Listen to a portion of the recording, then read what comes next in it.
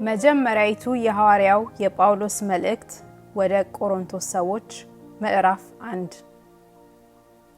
በእግዚአብሔር ፈቃድ የኢየሱስ ክርስቶስ ሐዋርያ ሊሆን የተጠራ ጳውሎስ ወንድሙም ሶስቴንስ በቆሮንቶስ ላለች ለእግዚአብሔር ቤተክርስቲያን በክርስቶስ ኢየሱስ ለተቀደሱት የእነርሱና የኛ ጌታ የሆነውን የጌታችንን የኢየሱስ ክርስቶስን ስም በየስፍራው ከሚጠሩት ሁሉ ጋር ቅዱሳን ለመሆን ለተጠሩት ከእግዚአብሔር ከአባታችን ከጌታም ከኢየሱስ ክርስቶስ ጸጋና ሰላም ለእናንተ ይሁን።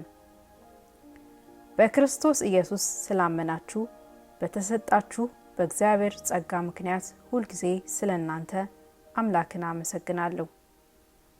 ለክርስቶስ መመስከሬ በእናንተ ዘንድ እንደ ጸና በነገር ሁሉ በቃልም ሁሉ በእውቀትም ሁሉ በእርሱ ባለ ጠጎች እንድትሆኑ ተደርጋችኋልና እንደዚህ የጌታችንን የኢየሱስን ክርስቶስን መገለጥ ስትጠባበቁ አንድ የጸጋ ስጦታ እንኳን አይጎድልባችሁም። እርሱም ደግሞ በጌታችን በኢየሱስ ክርስቶስ ቀን ያለ ነቀፋ እንድትሆኑ እስከ ፍጻሜ ድረስ ያጸናችኋል። ወደ ልጁ ወደ ጌታችን ወደ ኢየሱስ ክርስቶስ ህብረት የተጠራችሁ እግዚአብሔር የታመነ ነው።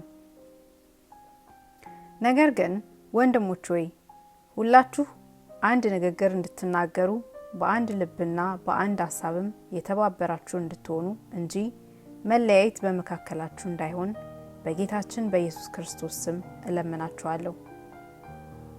ወንድሞቼ ሆይ በመካከላችሁ ክርክር እንዳለ ስለ እናንተ የቀሎኤ ቤተሰቦች አስታውቀውኛልና ይህንም እላለሁ፣ እያንዳንዳችሁ እኔ የጳውሎስ ነኝ፣ እኔስ የአጵሎስ ነኝ፣ እኔ ግን የኬፋ ነኝ፣ እኔስ የክርስቶስ ነኝ ትላላችሁ።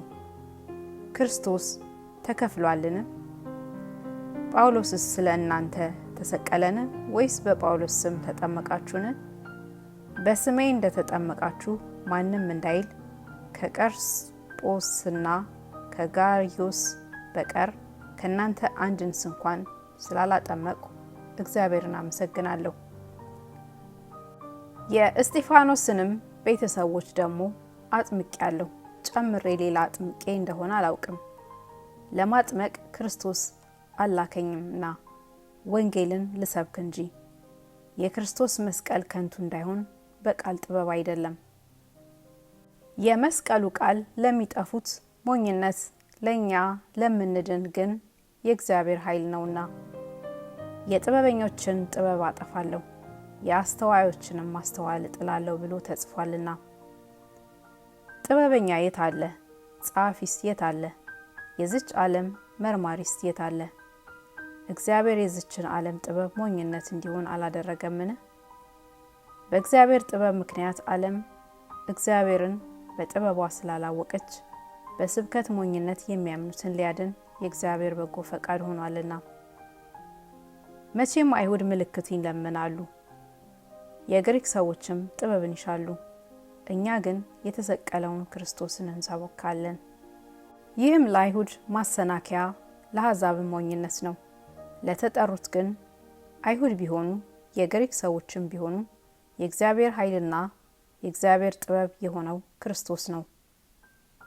ከሰው ይልቅ የእግዚአብሔር ሞኝነትን ይጠበባልና የእግዚአብሔርም ድካም ከሰው ይልቅ ይበረታልና።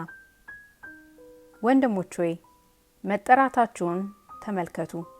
እንደ ሰው ጥበብ ጥበበኞች የሆኑ ብዙዎች፣ ኃይለኞች የሆኑ ብዙዎች፣ ባለአባቶች የሆኑ ብዙዎች አልተጠሩም።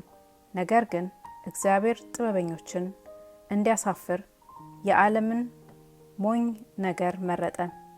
ብርቱንም ነገር እንዲያሳፍር እግዚአብሔር ዓለምን ደካማ ነገር መረጠ። እግዚአብሔርም የሆነውን ነገር እንዲያጠፋ የዓለምን ምናምንቴ ነገር የተናቀውንም ነገር ያልሆነውን ነገር መረጠ።